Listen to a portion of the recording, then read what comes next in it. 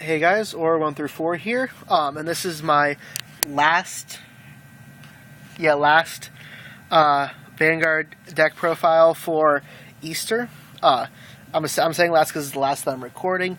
Don't know what order these things are going to get uploaded in, but who knows. As you can see, it is Granblue. I'm going to be going through my deck list. I think it's only had a couple of changes from the last time. I honestly don't remember. I'm also going to be answering a lot of questions that people have been sending me, and about certain choices. So yeah, let's get started. My starting Vanguard is Guiding Zombie. I really like it. When you ride a Granblue, move it to your rear guard, then you can put it in the soul to mill 3. That's pretty good. It's good to filling up your drop zone. If you need units in your drop zone, especially if you have like Negromarl, or you want to try to get some of the units that resurrect themselves into the drop zone. That's always cool. I was looking at the 2 new starting Vanguards that Granblue get in Breaker of Limits, Captain Nightkid and something else. I don't know. I keep looking at them and looking at Guiding Zombie, and I can't decide what I want to use. Leave your opinion down below which one you think is best. I'm always interested in hearing other people's opinions on this game. Actually, in games in general. But anyways, on to my rest of my grade zeros. Since Granblue have a set trigger lineup, you really can't do any variations. 4 Banshees and 4 Night Spirits as your 8 critical triggers. I like how they gave you the since they don't have a draw trigger, the Rough Sea Banshee is similar to Psychic Bird. The whole put it in the soul, draw the card, makes it for them not having a draw trigger. I'm running 4 Skeleton Lookouts because they're the stand trigger and I don't have a choice. And 4 Rick the Ghosties as the heal trigger, and Rick the Ghostie is adorable. Yeah, so those are my triggers. God damn it. Only complaint I have about this damn mat is things get caught on it all. The corner of sleeves get caught on it all the time. Grade 1s. Running 4 Dandy Guy Romarios. It's the AK Vanilla. Running 4 Samurai Spirits. Counterblast 1, retire a... Oh, it can be any level, any grade, Granblue. As long as you have a Granblue Vanguard, retire the Granblue and replace it with this. It's a 7k back row, so it's really good. I'm running 2 Dancing Cutlasses. Soul Blast 2, draw a card when it's called. I like Cutlass. I'm running 2 of them. Biggest thing you have to be careful of in Granblue is decking yourself out. There are a lot of cards that mill cards, and the instant you deck out, you lose. I keep looking at this and comparing it to the King Seahorse. It's a promo card. For those of you guys who don't know, when you compete in the official tournaments, they have their promo packs, and I think we only have 3 promos right now. I only know of 3 promos for the English game. It's King Seahorse, which is essentially Flame of Hope Airmail, but for Granblue. Some Undead Dragon Grade 3 Granblue card that I have to look at. It looks neat. I'm not exactly sure if I want to run it, though. My store doesn't have an official league yet, so we don't have the packs. And then, randomly, it's Knight of Endurance Lucan. Lucan is a Gold Paladin card, which is one of the new classes introduced in Set 6, and they randomly gave it to us as a promo card. He's also a Flash Fight deck cover card, which... I guess we'd never know if we're actually going to get these Flash Fight decks, considering we only got the first 2, and those really haven't been, they're just, really hard to find. but I think I'm going to still use Cutlass over King Seahorse. I don't know. Then I'm running 3 Gush Jins for perfect defense. Those are all my grade 1 units. Grade 2s, running 4 Commodore Blue Bloods, because they're the 10K vanilla beater. I'm running 4 Ruin Shades. It's 9K, and you can mill 2 to make it, what, 11? Yeah, 11. You just got to be smart about this. Don't mill cards if it's not going to cause your opponent to need to use another card to guard. Or basically, if it's not going to get you up another increment of 5K above for their power, don't mill. You're going to needlessly send cards to the drop zone and risk yourself decking out.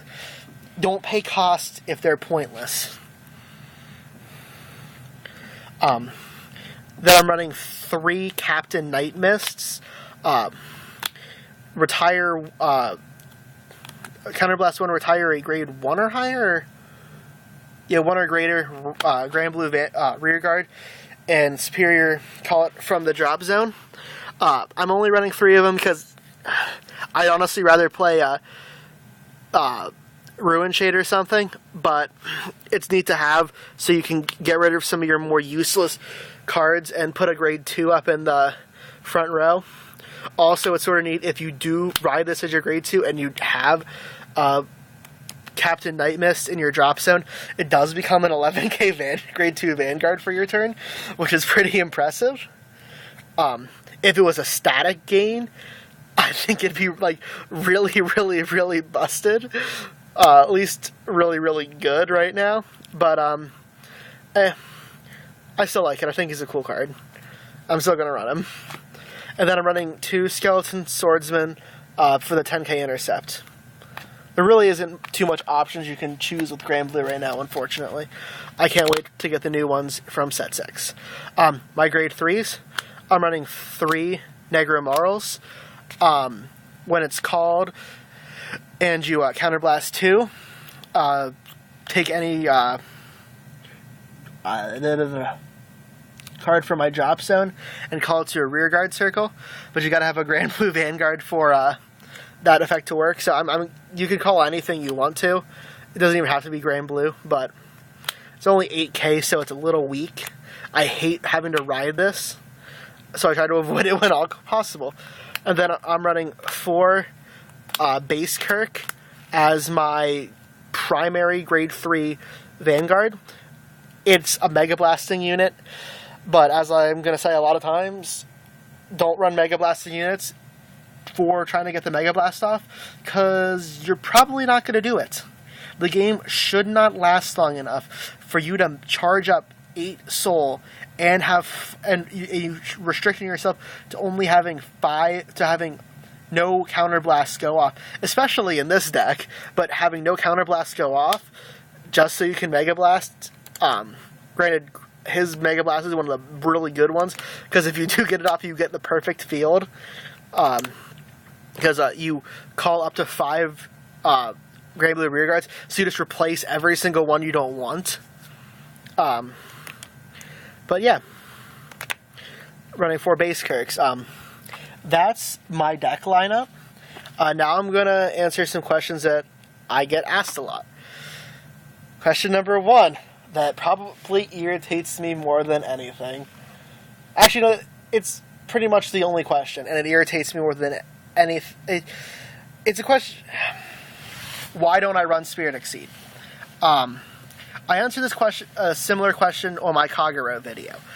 I don't run ride-up chains that minus me out the ass, and ones that are gimmicky to do, and force me to use cards I don't want to use. First thing, we'll look at Spirit Exceed itself. Spirit Exceed is a grade 3 Granblue unit. Obviously, it's 10K power, so it isn't even that impressive. If it was 11K, I might use it. Its only effect is its superior ride ability. When it's in your drop zone, if you have a Knight Spirit and Samurai Spirit cards on the field and you have a grade 2 Granblue Vanguard, you could move them to the soul and superior ride this card from your drop zone. That is gimmicky as hell. And you minus the shit out of yourself. First, you have to make sure you have both the Samurai Spirit and the Knight Spirit cards. And then you have to take them out of your hand, which means which I don't mind playing the Samurai Spirit, because I want to put that as a rear guard anyways. It's the Samurai Spirit. It's a 10k shield. I don't like to waste those. Anyways, you're taking 2 cards off your hand/field and putting them in the soul. Yes, that builds soul, but I'm not running. The only cards that really deal with soul are this, and I'm not trying to get his effect off. And yeah, Dancing Cutlass. And I don't need to worry about it because I'll be soul charging with this. Next also comes the problem of you have to have the stupid Spirit Exceed in the drop zone, which means I'm going to either have to try to unnecessarily mill myself thing like Guiding Zombie or Guiding Zombie is like the only option, or if I had King Seahorse I could do that. This deck doesn't even have a card swap thing, like they don't have like a Lake Maiden Leon or a Shout or anything, so I can't discards like that, and that could force me to have to use a Perfect Defender off the bat, and also in order to try to get to that, I'd have to run a bunch of them. Like I'd probably have to end up replacing all of my Negromarls with that, and then I'm not going to run a 10k rank 3. That's all it's going to do. I'd rather pay my Counterblast and fill out my field with this. And I'm going to be counterblasting anyway, so I'm not going to... People are like, oh yeah, you fill up the soul and you ride this on top of it and it gets you a couple steps closer to your Mega Blast. You aren't going to get this off. And I'm not minus 2ing myself in order to get my grade 3 a turn early. It isn't worth it. Hope that answers all you guys' questions. I hope you guys understand my opinions on some of this stuff. If you don't like it, it's not your deck. Do it to your deck. Anyways, comment below. Rate, review, subscribe. I'll be back next week at regular time, or whatever my regular time is, with a new Yu-Gi-Oh! Update. So, yeah, or 1 through 4, signing out.